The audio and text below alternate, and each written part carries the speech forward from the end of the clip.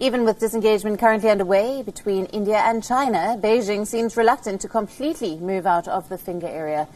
According to sources, Beijing wants to maintain some presence in the area, and WION has learned that during the high-level military talks between the two countries, China showed some reluctance about complete withdrawal, with Beijing wanting to maintain some presence in the Finger 8 area. But India has made it clear that it will accept nothing other than complete disengagement. The country has maintained that it wants Beijing to go back to the permanent locations which existed in the April-May time frame. And however, sources also maintain that China has agreed for a complete withdrawal from other friction points, including Galwan Valley. Now, both sides will further monitor further disengagement by troops over the next few days. According to sources, China has already started withdrawing from major points. In areas near Finger 4, Chinese troops have started dismantling their infrastructure from Blacktop and Greentop. In patrolling Point 14, Chinese have gone back substantially from the line of actual control and the adjoining Point 15. In the area and around the patrolling point of 17, Beijing have had some apprehensions about their withdrawal, and sources have said that Chinese believe that after its withdrawal, India might use the strategic heights under it for gaining a tactical edge there.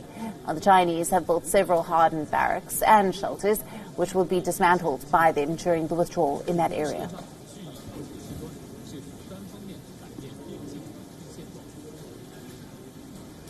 The Indian Army has released a statement on the situation at the line of actual control with China. The Army said that both sides were engaged in discussions to de-escalate the situation in Ladakh. The statement said that the commander-level talks on the 14th of July were consistent with the consensus reached between the special representatives from India and China on the 5th of July. The Indian and Chinese commanders reviewed the progress made in the first phase of disengagement and discussed further steps. The two sides also reiterated their commitment to the objective of complete disengagement.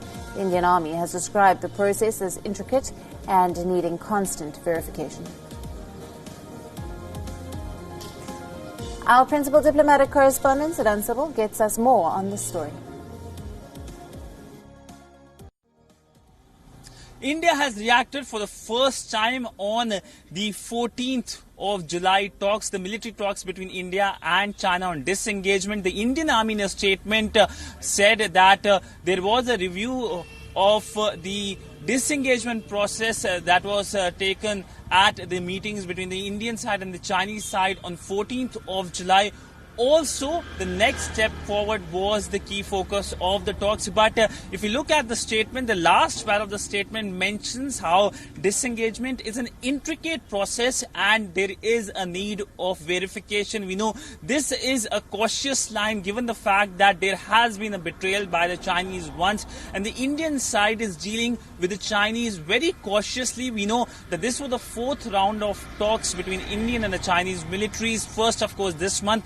Last month saw 3 rounds of talks, the first on 6th of June, after which there was a consensus. But the Chinese side went against the consensus, and that led to the violent face-off between the Indian side and the Chinese side, in which India lost 20 of its soldiers. Of course, Chinese side also lost personnel, but they are not publicly commenting about it. But by and large, situation remains cautious, and even as India and China engage, we seen how globally there are countries who have been very vocal against China, criticizing China, whether it's Washington, Tokyo, Australia. And of course, we saw at the India-EU summit yesterday how the Indian Prime Minister and the European leadership talked about how democracies should come together. In fact, the Indian Prime Minister briefed about the India-China relationship and also situation at the line of actual control. So a lot of developments happening amidst the COVID pandemic. And of course, an aggressive China remains a worry for the entire world. With video journalist Kapil Kumar, Sadan Sybil for WION in New Delhi.